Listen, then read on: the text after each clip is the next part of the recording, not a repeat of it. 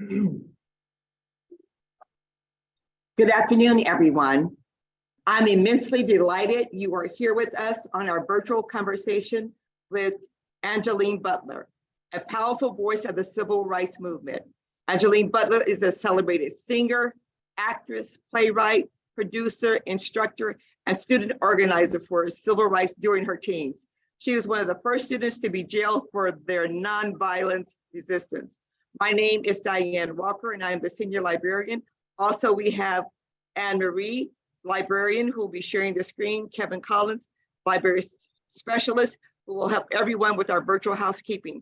I am grateful to have them both on my team.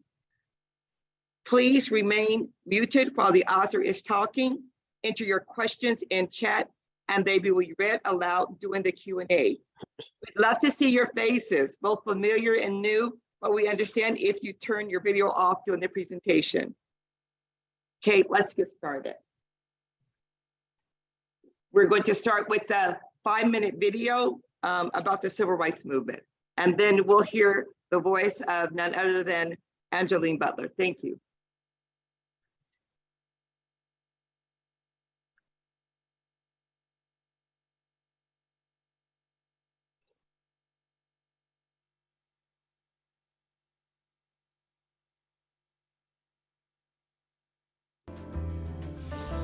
Segregation, you just couldn't go into a large department store and take a seat at a lunch counter. And we felt it was an affront to our own dignity, to our own worth.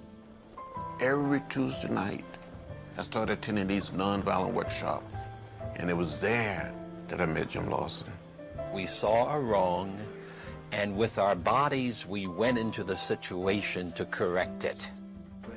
And he kept saying what we could do as students, as young people. He told us all about what Gandhi attempted to do in South Africa.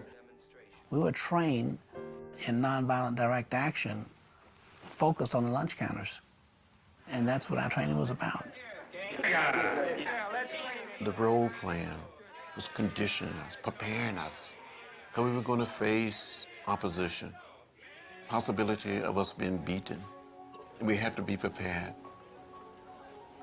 The first morning that we went downtown to participate in the sit-ins, I was assigned to go to Woolworth, and we would go in and take our seats, orderly, peaceful, reading a book, writing a paper, all day.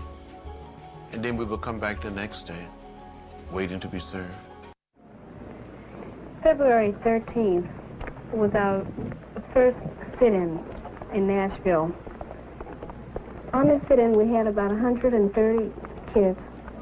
I think on this day, many of us didn't realize just how important our movement would grow to be. The targets of the Nashville students were the lunch counters at the city's 2 largest department stores and 4 variety stores.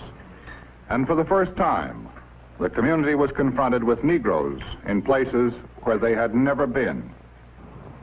During the early weeks of February 1960, the demonstrations that came to be called the sit-in movement exploded across the South. Within a period of 2 months, the movement had spread to 65 cities involving every southern state, with the exception of Mississippi. The new tactic came as a surprise, creating bewilderment and confusion in the white communities.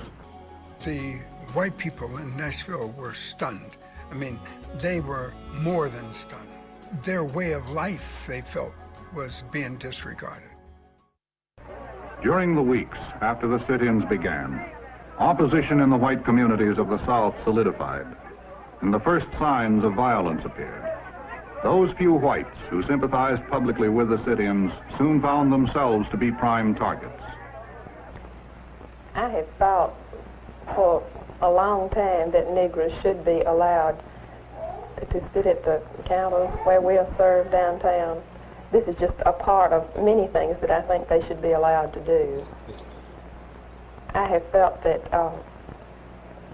it really was not fair for them to be served in the stores as customers and not be allowed certain services, denied certain services within those same stores. On the morning of the 27th, this was to be our first real violent day. It was the first time when we could really test our own convictions as far as nonviolent means were concerned. 5 ministers said to us, if you go downtown today, you're going to be arrested. Please don't go downtown, because we're not prepared. We should have community behind us. Paul Pratt, he was one of the few white students who were with us. They always pick on the white students because they hate to see white sympathizers. I saw a bunch of coloreds sitting on the stools. They looked like a bunch of idiots sitting up there waiting for people to try to throw them off, and they looked like they were just trying to egg on a fight. None of us looked back, but yet we could see everything that was going on through the long mirror.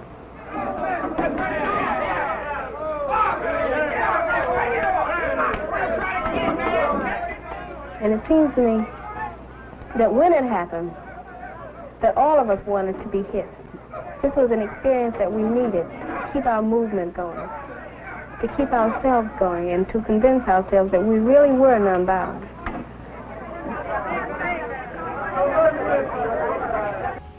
And in spite of all of this, I had to keep loving the people who denied me service.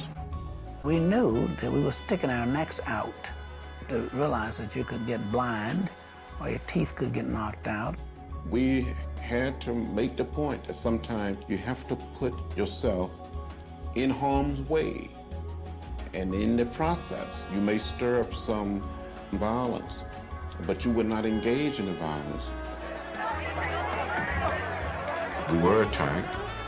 People were beaten, lighted cigarettes put out down people's back, poured ketchup and hot sauce on people.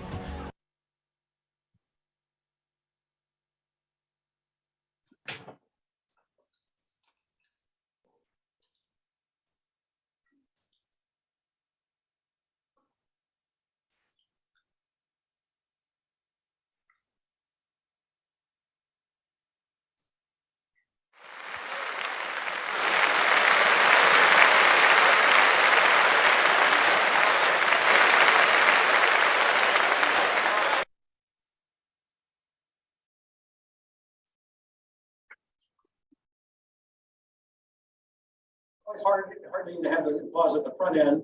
And I know we're in for a wonderful discussion tonight.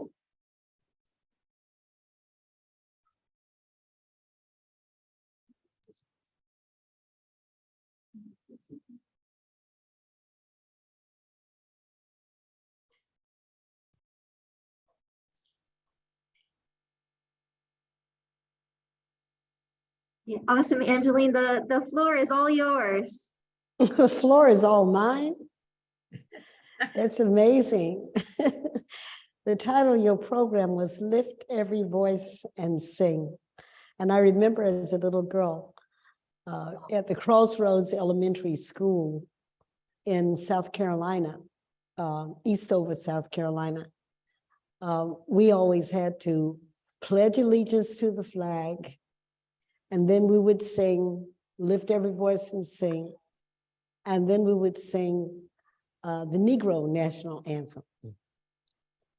And these are my parents and my family. This is Reverend and Mrs. Isaac Bartley Butler, and I have 5 sisters. They're all educators.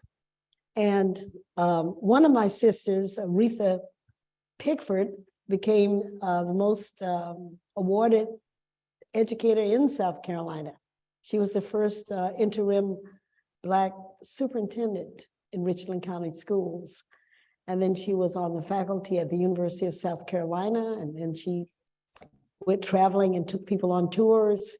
And then she eventually did real estate, and she sold herself a new house, okay?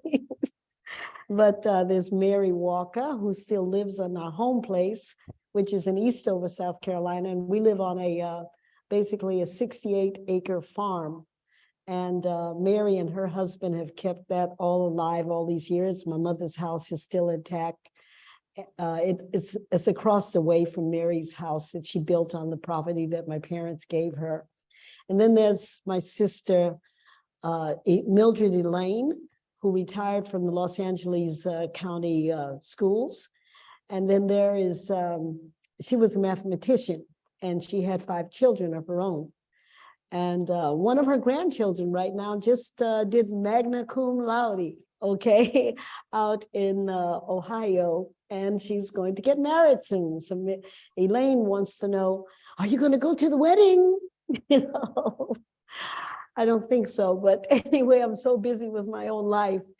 And then there is Mary Walker, who was a principal of a school, and she's a very wonderful organizer, and she organized my father's retirement from the South Carolina schools and from the church. He had like 3 churches: the Daughters of Zion Church, the Pleasant Grove Church, and let's see, Siloam Church, and St. Mark's Baptist Church. I remember him being pastors of all of those, but the longest time was the Daughters of Zion Church. I think he was there for about 50 years. And then there was the Pleasant Grove Church, which he was there about 36 years. And it's funny, today, my state is going to honor me at the University of South Carolina on March 16th and 17th. And they asked me to invite, friends and people that I know to the reception they're going to have for me on the 16th at 5 o'clock. And it's funny, I had to call as many white people as I could call Black, because that's the way it was in my community. We all kind of grew up together, you know what I mean? And while there was segregation all around us, we were playing with each other and really having fun. And we're all still friends, like the Jordan family and the Butler family and this kind of thing. And when I go home, my sister Mary and I go out to lunch with David Jordan, okay? And then, when I went home the last time, recently, we buried the oldest sister of the Jordan family, and we went to the white church, and it's still white and Black churches, okay? In the country, they haven't totally desegregated in terms of their religion, okay? Now, and then there's my sister, Mary Dolores, who lives in Montgomery Village in Maryland. She also is an educator. She's a college, junior college educator, and she has retired, and she had 4 children, and they're all very progressive, and one of her grandsons has high honors in engineering, and he's done very well. Then there's my sister, Margaret. Don't let me forget Margaret. Margaret is our baby sister. And she is a very brilliant person. She was an economist.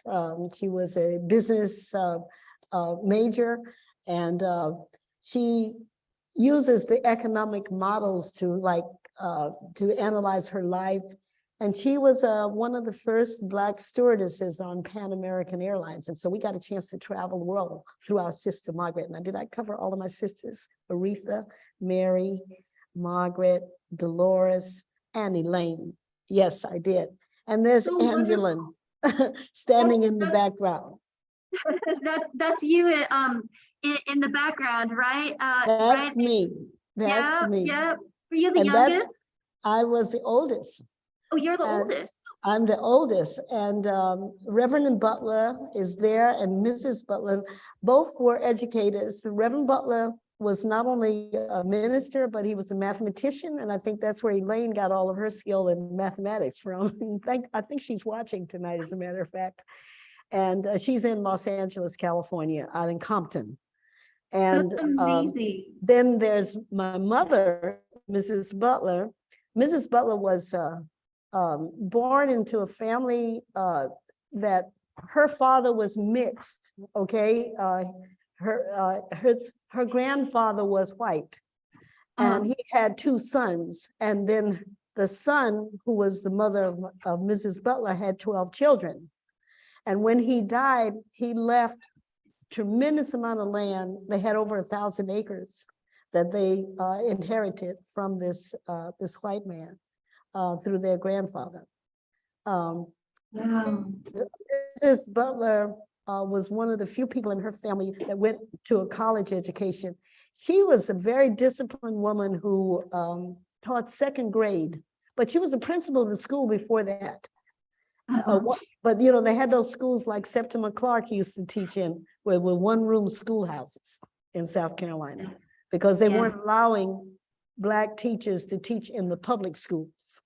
But when Reverend and Mrs. Butler got married, because he was teaching in a one-room schoolhouse too, they actually it moved over to the Crossroads Elementary School, and he became the principal of that school, and that's where he stayed up until he retired.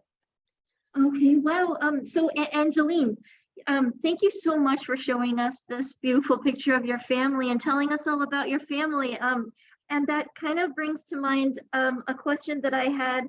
You know, as we're learning about, you know, putting in context also the video that we started with about the horrors and the brutality that you had to face in the civil rights movement. What amazing people your parents must have been to raise you to be so strong and resilient. And do you think, what suggestions or advice do you have for parents who want to raise resilient young people who can face these kinds of challenges with that level of courage? Well, I think that one of the things that really strengthened me was the fact that Reverend Butler was also a farmer, and we got a chance to have a firsthand experience with nature. When you have firsthand experience with nature, you study frogs and you study animal behavior, and you see the snakes and you see the animals like cows and mules and horses. You see their interaction. You see what they do when they're sick.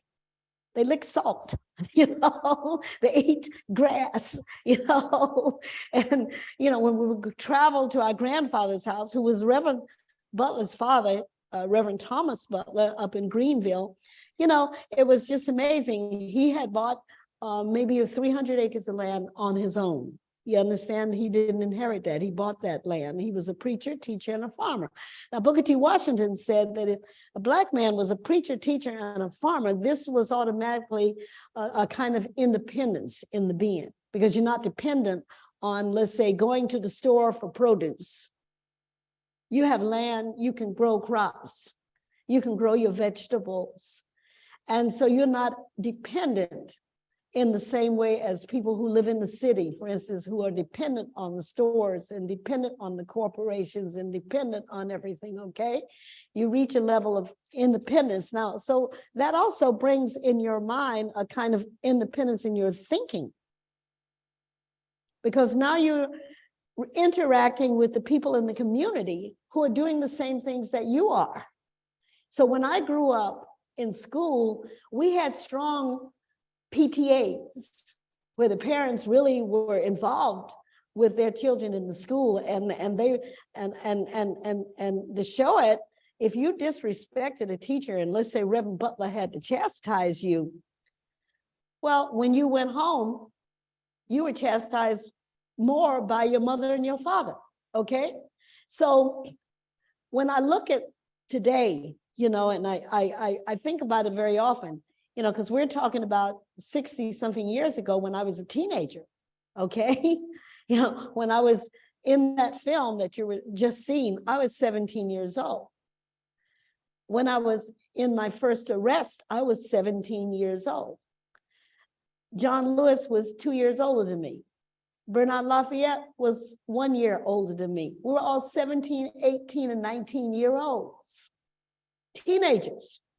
We weren't in our 20s or anything. James Bevel, just a couple years older than me. Diane Nash, same age as me, you know? And so where do we get our strength? I think we got it from dealing with nature. Seeing how things operate in the universe. I used to sit and watch the stars and actually go to the moon in my own mind. Go to the stars, you know, I was interacting with the galaxy because I could do it because I was in the country. When you're in the city, you don't hardly see the galaxy. You know, the lights cloud all of that. You know, we hunted little animals. You know, we defended ourselves from little snakes in the trees. You know, you become very aware, okay, of what your surroundings are. So when you see what's around you, and so you become like an adult, and now you begin to see what segregation is doing to people. You become very conscious about it. You say, wait a minute, I need better than that. You know, why am I bothering to go to college and do all of these things and to study, and my parents spending all this money if I can't find a decent job in the marketplace when I graduate? If my only choice is teaching, my only choice is maybe being a minister, my only choice is being a domesticated person who's taking care of a white person's house, okay, or sewing for people.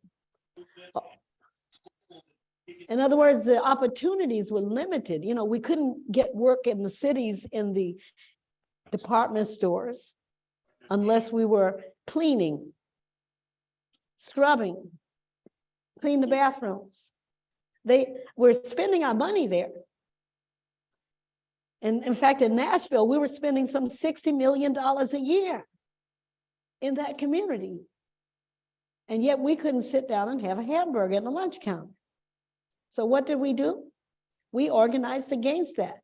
And we decided to take their money away from them. And when we took their money away from them, they came to the negotiating table and we were able to change things. And it wasn't about a hamburger, and it wasn't about a milkshake. It was about creating opportunities for work in the workplace there. We're spending our money there. Why can't we work there? Why can't we be a salesperson? Why can't we sit on the governing board and help decide what kind of products they serve in the community? You know, so you begin to think about all of that. And so my generation began to consciously think of that, and we took the actions to change that. Now, the generation before me were working on school desegregation. Thurgood Marshall, Septima Poinsett Clark, you know, C.T. Vivian, Kelly Miller Smith. And when we arrived as students in Nashville, that was the big issue, was desegregating those schools. And they had only attained like 6% desegregation in 6 years. Roy Campanella once said, at the rate it's going to take 94 more years to desegregate these Southern schools. And Nashville, with its 6%, was one of the most progressive cities in the South. And then, you know, then we have the Arkansas 9, and we have, you know, what happens in Mississippi, you know, where actually we had to call in National Guards and protect the 1 or 2 students that were trying to, you know, it was an insane experience. And it's like the rule was there on the Supreme Court that they needed to desegregate, but nobody was following it. They were fighting against it, the states. And they were bringing up every legal case. And that's what's wrong with our government. I mean, our Supreme Court, you know, we were proud of that decision, okay? Brown versus Board of Education, 6 suits, okay? And Thurgood Marshall with his team of some 24 people, including the president of my college, Stephen J. Wright, was on that committee. So was John Hope Franklin. And there were women on that committee from New York. Congresswoman from New York was on that committee. But they get the ruling, but then you can't get the states to change their habits.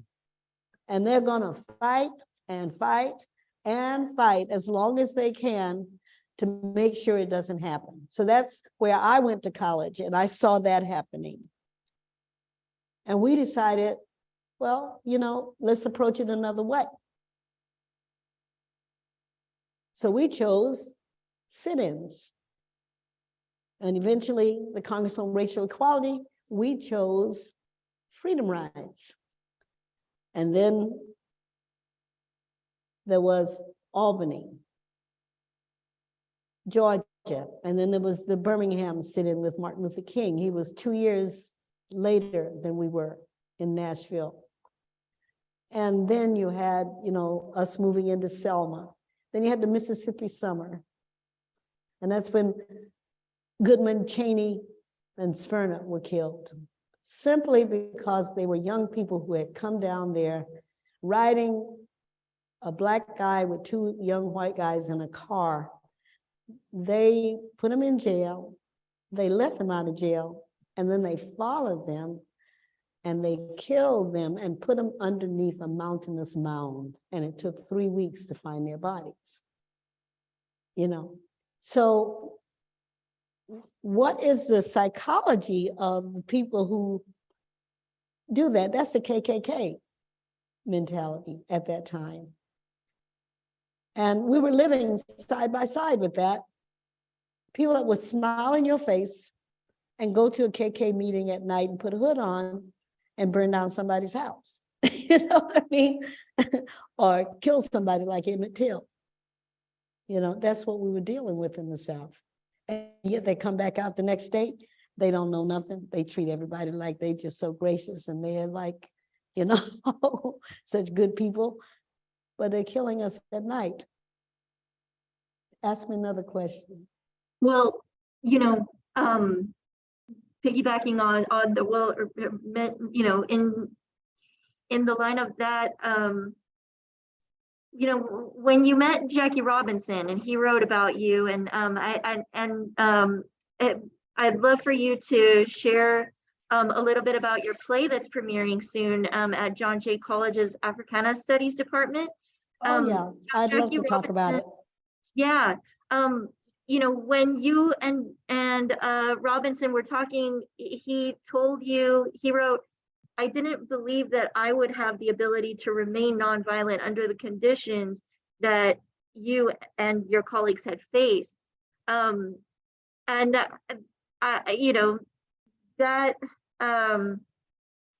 That's coming from, a much older adult talking to this young teenage girl who had faced these incredible challenges.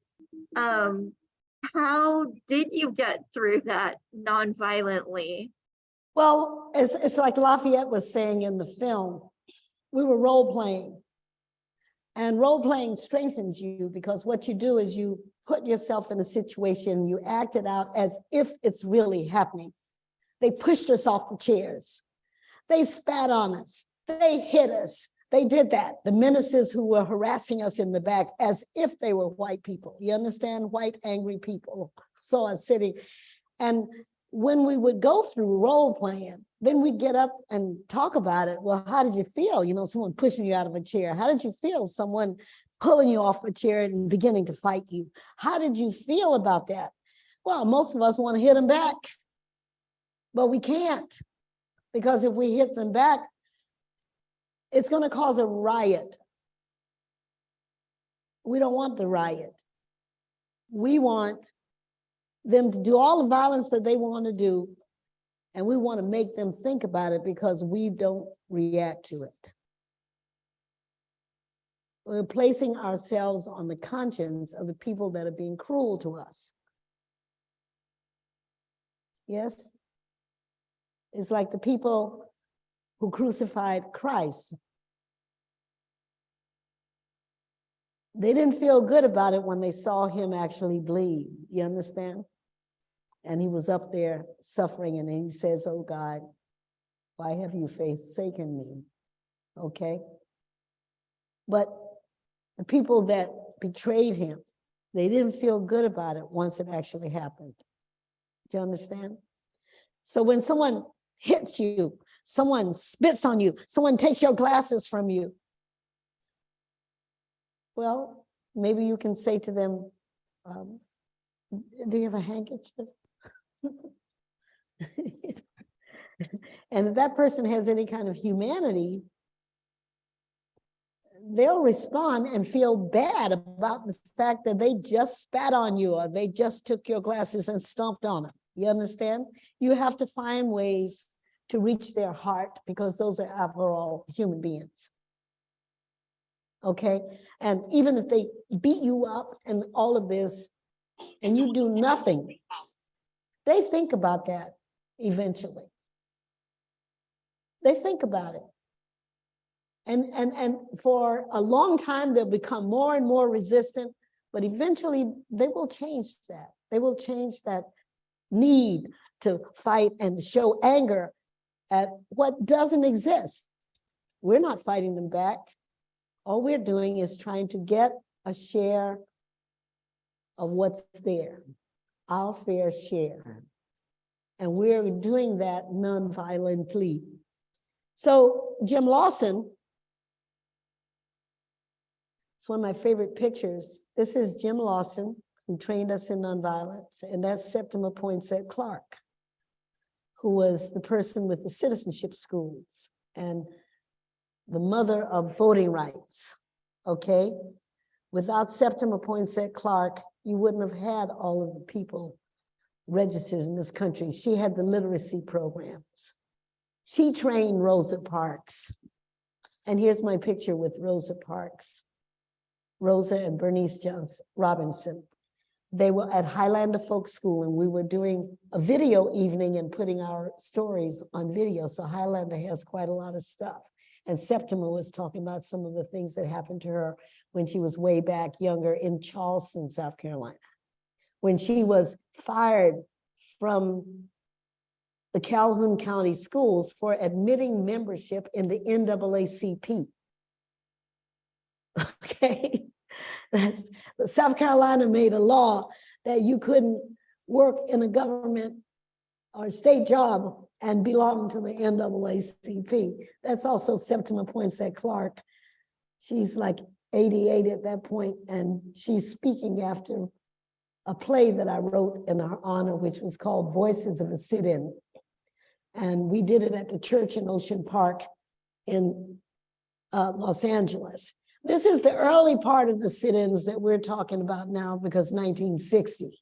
Now, first is in Nashville, and I'm arrested twice in Nashville for sitting in. And then they charged us with conspiracy to obstruct trade and commerce, and they rearrested us.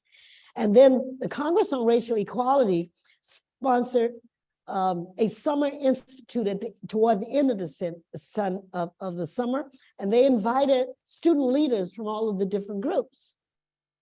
So when we went down there, a lot of us had already training in nonviolence, and they were hoping we kind of pass and share that on with the Miami community. Because, you know, Miami Beach, rich people go there and it's pretty integrated, okay? People working in all kinds of jobs.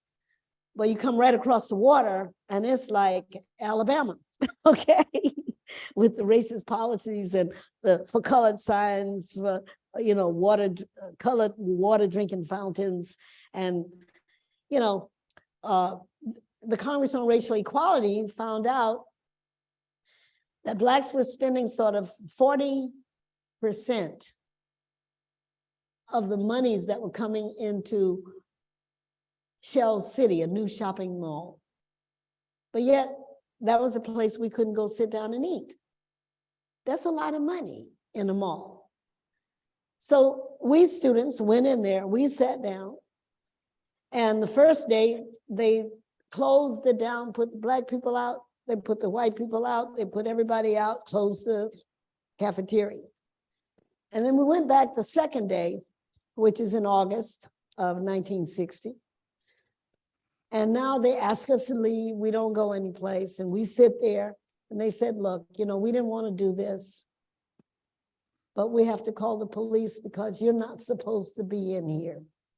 And we said, you may do that. Basically, like Rosa Parks said, when she was sitting in the Black section of that bus in Montgomery, Alabama, you may do that. And this is the bus, where the bus looked like that Rosa Parks was on. Would you believe that? Would you believe what's on the front of that bus? Look, on the front of that bus is a Pepsi Cola sign. Can you believe that in Alabama? Okay, now, interestingly enough, they charged us with ejection of undesirable guests in Florida. Hello? And that is a 6-month mandatory sentence in jail. So Jackie Robinson heard about it. He read about it in the Miami Times. He called James Farmer, who was in charge of the workshop. And he said, hey man, you know what's going on down there? I heard 18 of those students were arrested in your workshop. He said, so what are we going to do about it? You know, what's going to be the charge? And he told him, he said, his ejection of undesirable guests is mandatory sentence for 6 months in jail. And that was the stiffest sentence they had ever given students in the South at that point in 1960. Jackie said, I'm coming down there because we don't know what's going to happen to those students. This has never happened in Miami. So he came down, and I met him when I was 17. I was on the 23rd floor of the Dade County Jail with two other girls, Priscilla and Patricia Stevens. And they had led the movement at Florida A&M University. And they had recently been in jail. They got a 60-day sentence, and they served 49 days in Tallahassee, Florida. And the only reason they let them out of jail was because they went on a fast. They didn't want them to starve to death. But those Stevens girls, you know, really influenced a lot of people. We hear a lot about, you know, what happened in Nashville. But the Stevens girls were in the Congress of Racial Equality long before we ever had a movement in Nashville. It's just that they weren't electing to be arrested. It was like CORE had workshops, Congress on Racial Equality. The NAACP in South Carolina had workshops. What happened in Nashville wasn't isolated. It was the National Christian Leadership Conference, which was part of SCLC, which is Martin Luther King's organization, that was leading these nonviolent workshops. First, they were in the community for the adults, and then they moved them over to a church where the students would have more access. And so every Tuesday night, we had these role playing, we had these meetings, and it just really fascinated the students and stuff, and that's where the movement began. Now, people have it that the movement began in North Carolina. It didn't. Nashville students were demonstrating, training in nonviolence, and having test demonstrations in the fall of 1959. It's just they weren't electing to be arrested, and they weren't getting national attention. Much like the Congress on Racial Equality since 1942 have been having swim-ins, sit-ins, bus-ins, you name it, in places like New York, Chicago. And James Farmer says that maybe they would get a little mention on the back of the Chicago Sun-Times back page, or New York Times on the back page. So again, no national attention, you don't have the publicity and stuff. So it's like you're not really getting any place because you're not involving the masses. But once that happened in Greensboro, and those four guys got national attention who were going to be going off to war, and they said, hey man, you know, we might die for the country and we can't go downtown and have something to eat. Hey, let's try it. They went downtown. Now, Jim Lawson claims that there were some activists talking to those guys, like from the Fellowship of Reconciliation, but I can't prove that because I never knew that end of the story. But they got national attention, those four guys. And then the next day, they took 25 more students with them, but they didn't get arrested. And then they just died out. They didn't do anything. So Nashville says, wait a minute, let's seize the opportunity. And so we put 100 and something students out on the next week because we had that many people that were being trained in nonviolence, okay? And then we put out more students than that, maybe 200 and something the week after that on the 20th. And, you know, white people started saying, this is getting out of control. This is not like a panty raid that's going to be over overnight. Something's wrong with this, you know, so we got to put some controls on this. So we got to tell these students, if they keep coming downtown, we're going to arrest them, and surely that won't bring them downtown. Well, they sent that message to us. And on that morning of February 27th, when the 15 of us on the Central Committee, the Nashville Student Nonviolent Central Committee, met Jim Lawson, Reverend Kelly Miller Smith, Reverend C.T. Vivian, Reverend Metz Rollins, Reverend Fred Shuttlesworth, came to tell us that, you know, this was the morning that they said if we came downtown, they would arrest us. Now that created a lot of conflict in the committee because we hadn't dealt with in the nonviolent workshops what it was to go to jail. But we argued with ourselves, and that was the first morning that we took a physical vote. There were 7 for going downtown. There was 6 against, and there was 1 abstention. So because it was so close, we took it upstairs and we said, well, okay, let's let the students decide. We got upstairs and we told them, you know, things might happen to them. They're going to be arrested if they go downtown that day. You know, things might happen to their parents in Mississippi, Alabama. The KKK was very active, the citizen councils and all of that. And one by one, all 44 students, and that's all we had that morning, hundreds the week before, but only 44 students were up there. One by one, each one of those students raised their hand to go downtown and to be arrested that day. And then we divided ourselves up into small groups and we dispersed ourselves from different directions so the police couldn't stop us on the way there. And we took our seats at McClellan's 5 and 10, that was my store. John Lewis was in my group that morning. And I had Paul LaPrade, the young man you saw beat, that's my group. Okay, they pulled him off the counter. And I also had Candy Anderson in my group that morning, that she was married to Guy Carawan. So it begins there. And then we go to these workshops in Miami late summer. And now our relationship begins with Jackie Robinson entering the picture. And we stayed with him until he died, until 72. He came to me in the spring of 72, and he says, Angeline, I'd like to do something for you. And I said, well, what are you gonna do for me? I'm flighting around the country doing showbiz and stuff like that. I don't really have like a stable place. He says, look, think about it. Whatever you ask me to do, I will do for you. And I went to my sister's house, Aretha Pickford, and she had a place in New York, she and her husband, and they were teaching in the Bronx at the Herman Ritter School. He was the athletic director, her husband, Frederick Pickford.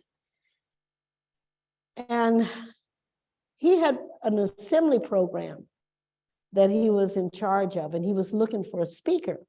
So I said, well, why don't you invite Jackie Robinson?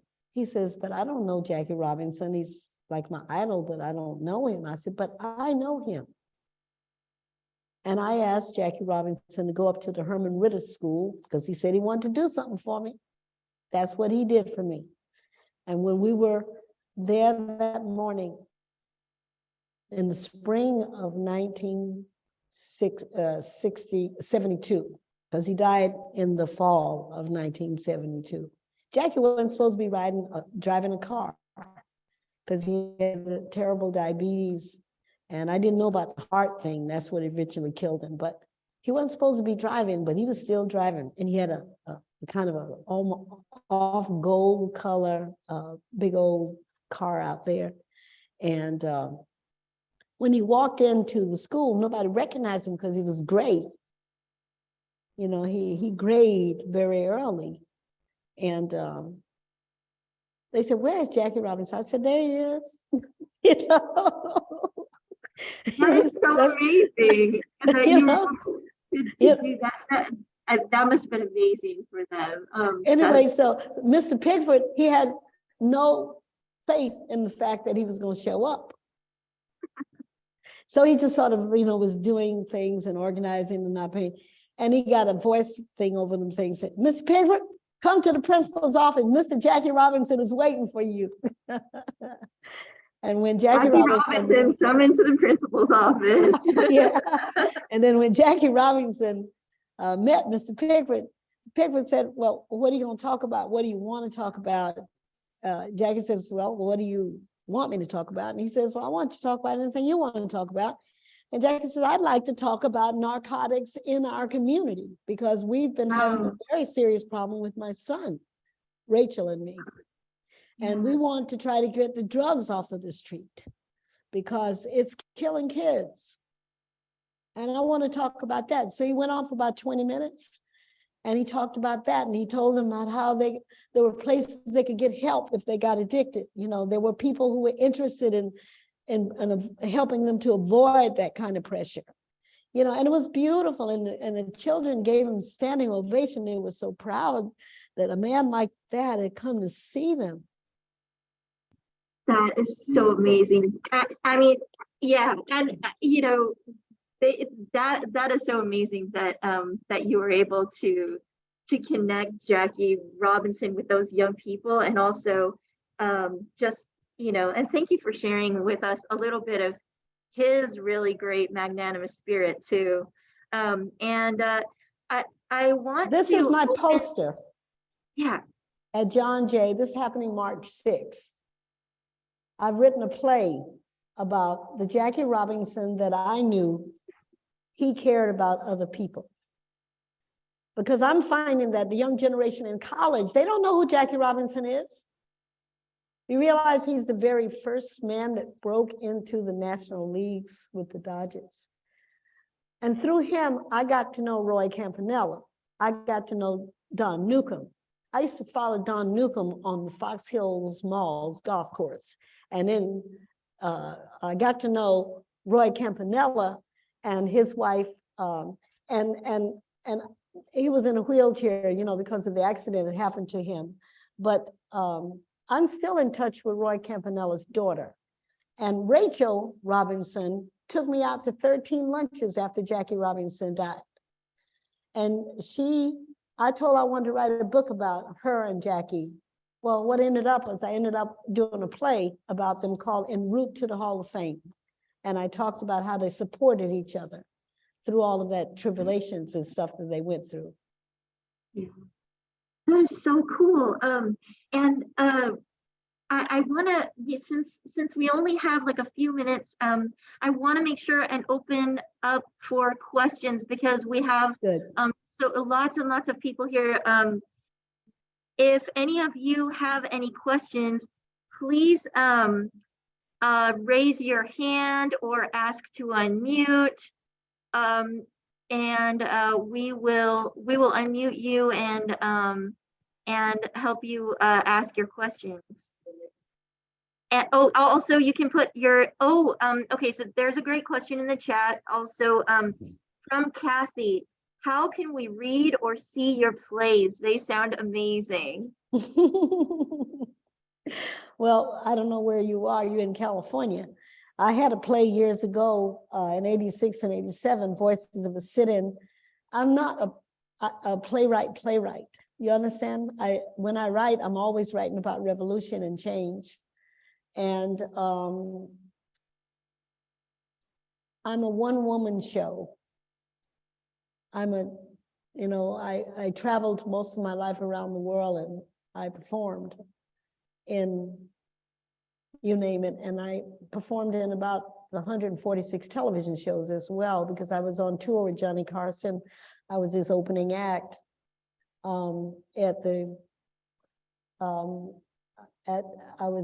his opening act at Cleveland Auditorium, which had about 22,000 people. I was his opening act in Detroit at the Masonic Temple. I was his opening act at the Westbury Fair, which only had 5,000 people in the round. I toured with Duke Ellington, Count Basie. I was in Las Vegas with Count Basie for 6 weeks. It was great at the Tropicana Hotel. And I've done a tremendous amount of work in my life. I'm now 80 years old. And I'm still doing stuff, I'm still singing. Brandon, who is here tonight, we just did a couple songs that we're sending to Detroit for Barbara Latimer's daughter who died of cancer at 18 years old, Tamara Latimer. And they have a Tamara Latimer Cancer Foundation, and they're sending people to school in pre-med.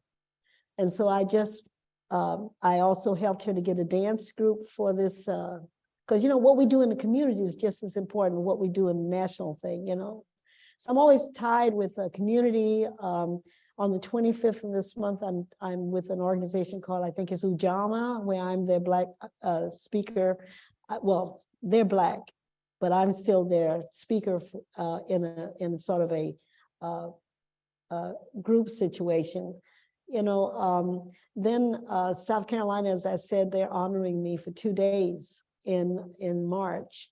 And that for me is really good because I've never been honored in my state, which is kind of interesting. And they're calling me up, wanting to know how I want them to do things from the University of South Carolina.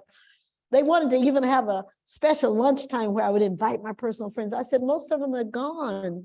They're not here at 80 years old. I'm here. I said, so let's just invite them to a reception and you just go, if you want me to speak to some classes, you want me to talk to some women's groups, let's do that. But they're organizing that right now. And they just sent me my ticket. I'm so bad on the internet that I think I wiped out the first one. And they called me up, did you get your ticket? I said, when did you send it? I never saw it. So I said, you better send it to me while I'm on the phone with you today. So they did. They had sent it about a week ago. I probably deleted it. So Angeline, for people who would like to find out more about you, hear your songs and find out more about your plays. Well, they can Google me. There's an awful lot on Google about me. For instance, last year, the Actors Fund of America spent 4 months researching my past, and they have a site that's called the Performing Arts Legacy / Angeline Butler. And I went through that with them up until like the late 70s. And then I went into academia. I've been directing plays at Cal State Northridge. I was on the faculty at the University of Southern California for a number of years in ethnic studies.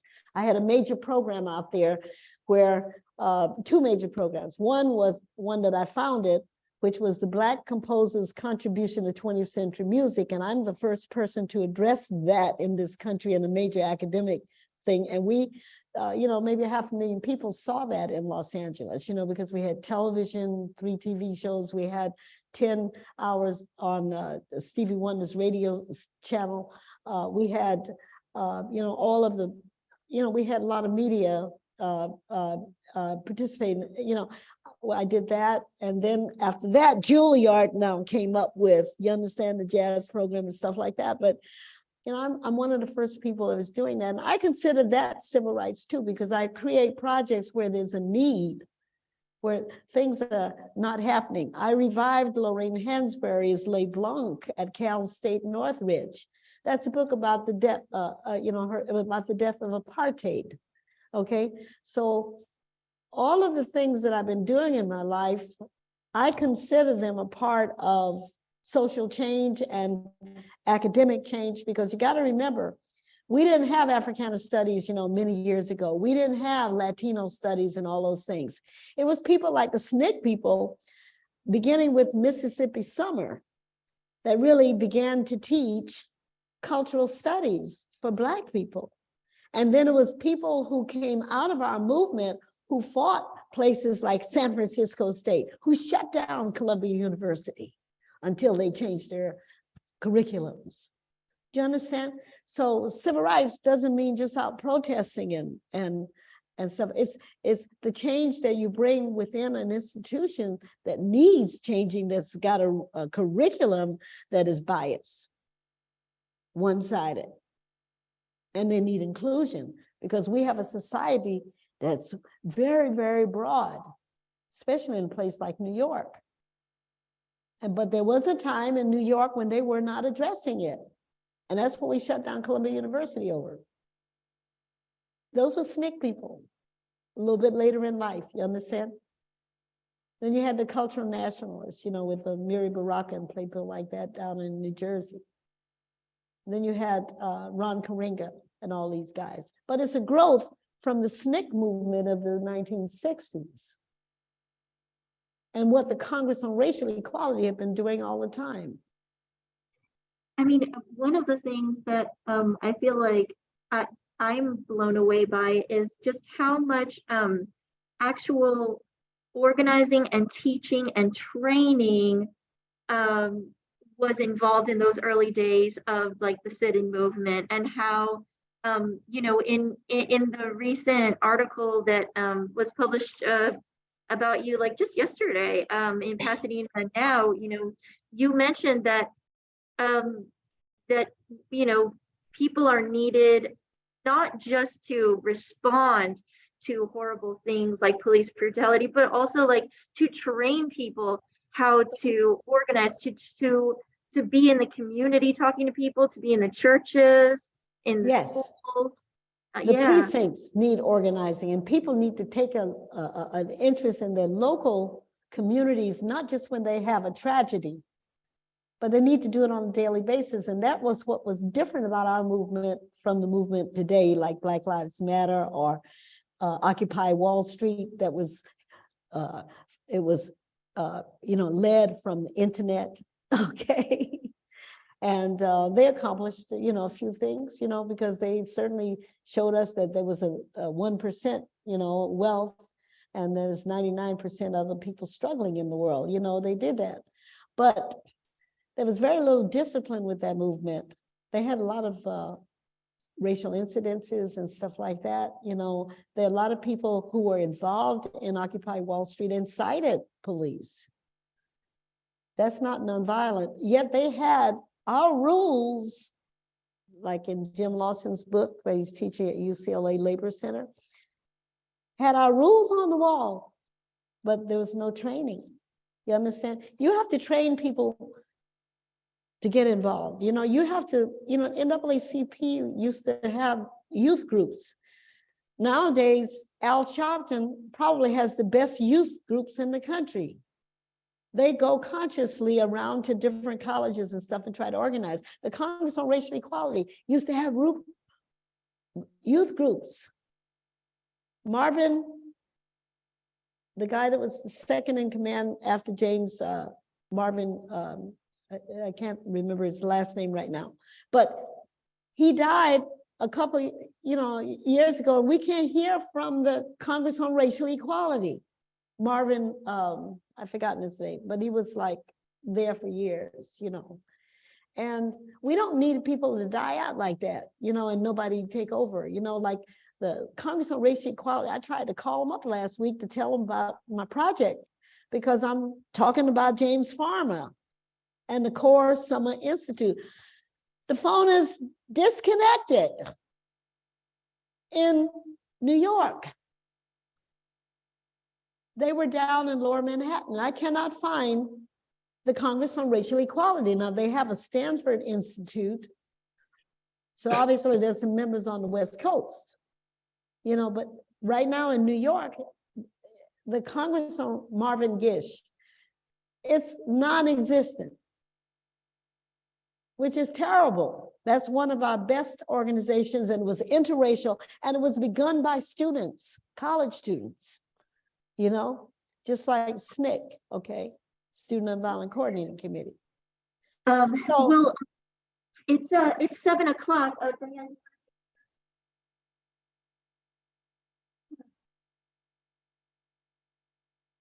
Hi, Angeline. I have truly enjoyed myself. Thank you so very much. Thank you. Thank you for inviting me, Diane. Saying how wonderful the program is. It's going to be recorded. It will be on our library webpage. And so you'll get a chance to hear it. And we also were able to have everything typed out so that everyone that was listening could also read it. You are amazing. Wonderful. I'm just blown away. Like Anne-Marie had said, I sat there and just absorbed and took it all in. Thank you again. I know. Thank you so much for being here with us. We have loved every moment of it.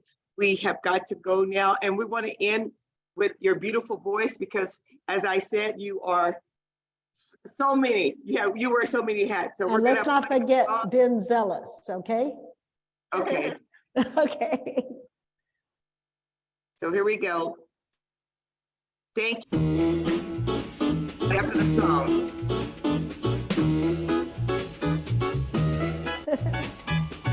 Get right, church, and let's go home. Get right, church, and let's go home.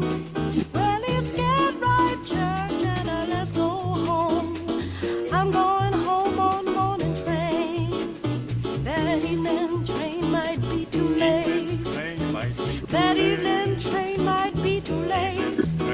Well, that evening train might be too late. 'Cause I'm going home on the morning train. Get right, church, and let's go home. Get right, church, and let's go home. Well, it's get right, church, and let's go home. I'm going home on the morning train. I'm going home on the morning train. I'm going home on the morning train. Well, yes, I'm going home on that morning train. That evening train might be too late. Get right, church, and let's go home. Get right, church, and let's go home. Well, it's get right, church, and let's go home. I'm going home on the morning train.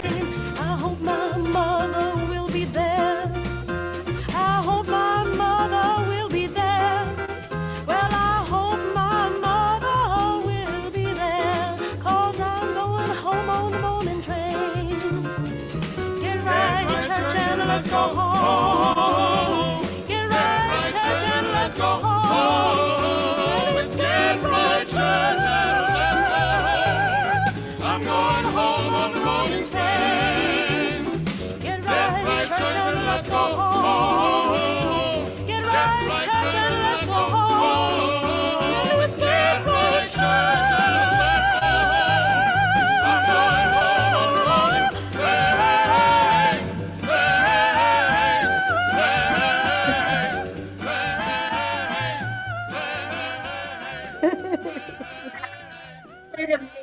I haven't heard that in such a long time. Thank you, everyone. Thank you so much. Today,